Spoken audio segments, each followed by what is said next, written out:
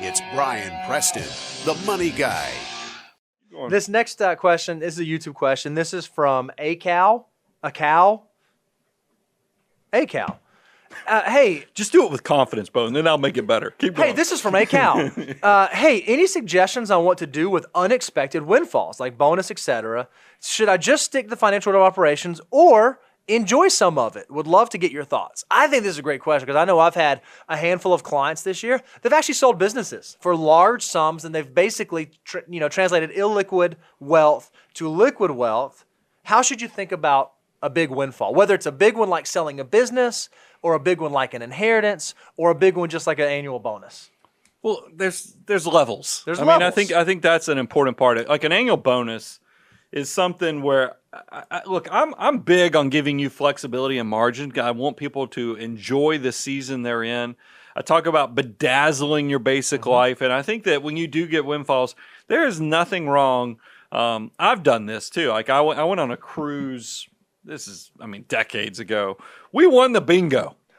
We won the big bingo pot with with multiple relatives. And I was kind of poor at the time, so getting a bingo, the big bingo that they do on the last day of the cruise was kind of a big deal, even though we split it 3 ways.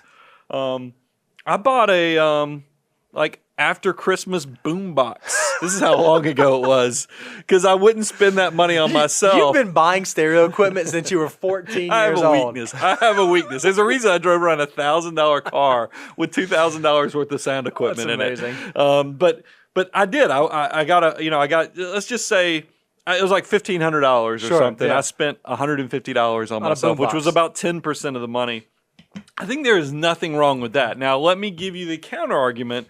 I don't want you getting a bonus of a few $1,000 and you go out there and you're like, this is the perfect time to go buy that designer handbag or go on some, do something above and beyond and then leave your Roth IRA unfunded. Yep. That's why we do, push the financial order of operations, is because it will keep you out of trouble. Because if you do focus on the steps of financial order of operations, go to moneyguy.com/resources.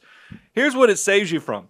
Once you are saving and doing what you're supposed to, anything you make above and beyond that, go enjoy it and do whatever the heck you want to with it because you've checked the boxes. So I think I gave you an answer that kind of covers it both ways. You can take it. There's nothing wrong when you get a windfall taking a little bit. Just make sure it doesn't derail the overall plan that you have. I was just going to add to that, following the financial order of operations gives you a get out of jail free card. If you're already saving 20 to 25% of your normal pay, and then you get this bonus, save 20, 25% of that, and then you got the rest to do whatever it is you want. If you're behind and maybe you've only been saving 10%, and then you get this bonus, well, then you probably need to save a little bit more of it. That's sort of the first thing I throw out there. Here's the second thing that I would encourage you. If you get a big windfall, you sell a business for like 7-8 figures, or there's a big inheritance, this is going to sound a little interesting coming from financial advisors. Don't feel like you have to move so quickly. Yeah. It's okay to slow down and move slowly to make sure you don't make very bad, rapid, irrevocable decisions. Because we see that happen. Somebody gets this money sitting in their checking account and it scares them. They're like, I got to go do something.